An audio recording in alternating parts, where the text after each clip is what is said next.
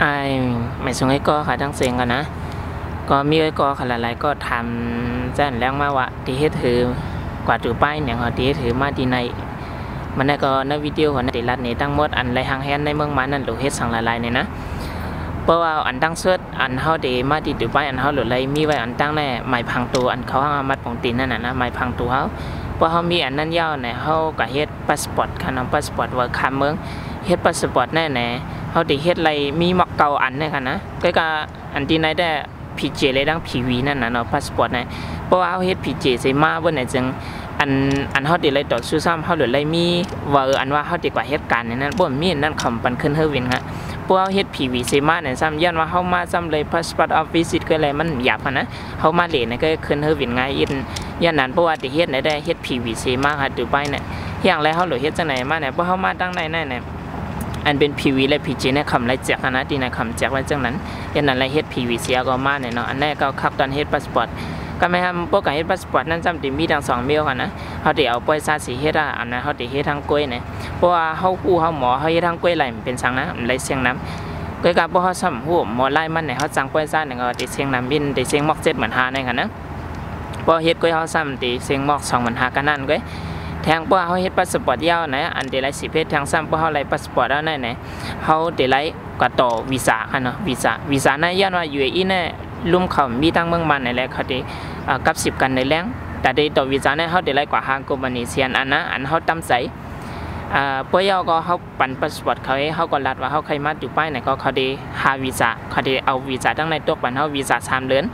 เขาใครไล่6 เดือนก็ไล่อันคันค่ะนะก็ว่าเงินเขานำก็เอา6 เหรียญก็เลยเพราะเขาวีซ่า3 เดือนเพื่อนจึงตีตกอย่างเงินมันมา500,000เพราะยาวก็เพราะเขาเลยวีซ่าเนี่ยเขาได้หาฮือมีว่าฮือมินได้มันวันมันแต่ก็เต็มหูคันเนาะก็กับคดีลาท่าของก็อย่างเอาคันเนาะว่าฮือมินเนี่ยมันดีกายคันตอนเลี้ยวตียามมัก7 ปักตัวละดังนั้นก็ตีมีมัก14-15 แสนด้วยในคันนะเพราะฉะนั้นเขาดำไปไล่มัดอยู่ไปในไหนมัก7 แสนในเขาเสียงไว้พยาก็ว่าเฮมินตัวก็ว่าวีซ่าตัวก็อินชัวรันก็ตกหมดแล้วกันนะว่าอามาขำก็ตกว่าโฮเทลบุ๊กิ้งก็ตกมาแต่เขาได้มาอยู่ทางไหนก็ตกหมดแล้วเพื่อนจึงเสียงเข่งตากำเนิดสุดอันนี้เด็กก็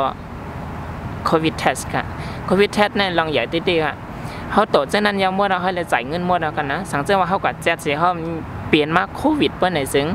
อันนี้เขาจังมาดังไหนกันเงินอันเขาเลยจ่ายเจ้านั้นก็ไม่ได้ซุ่มกันนะยันนั้นสังเกตว่า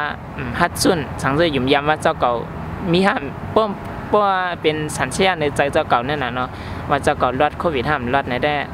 ในนับว่าจะได้ดีคู่ก็การสังเกตรายงานในเงินอันมันก็7 แสนนั่นได้เขาเดี๋ยวอ่านขึ้นค่ะนะเพราะฉะนั้นก็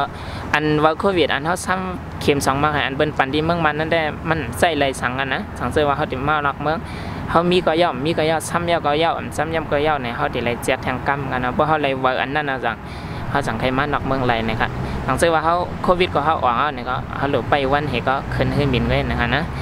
นั่นก็เป็นล็อกไล่มาดีดูไปอันเขาหลุดห่างเฮียนในเมืองมันนะครับนะอันประหยัดนะก็ง่ายๆแค่ค่ะนะเพราะฉะนั้นเขามาสอนได้เงินดังหมดค่ะใจแรงเด็ดรัดนี้ว่าเงินอันเชียงดังหมดเนี่ยแต่ไปมาเขาดูไปเนี่ยเด็ดเชียงกระหืนนะครับเนาะ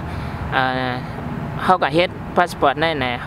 าว่าไว้คันไรเขาหมอเฮ็ดเขาคันแจนแถวเขาเชียงมอก7 เหมือน5เพราะยาก็เขากับตัววีซ่าเขาใน5 แสนยาก็เขาเอาว่าคือมินแทง15 แสนเนี่ยก็เช่าไปเอาค่ะนะเพราะยาก็โควิดแถมแทง2 แสนเนี่ยก็ดีทุกที่20 แสนไปอันแน่ๆอันเขาดีเลยเชียงดีเมืองมันค่ะนะ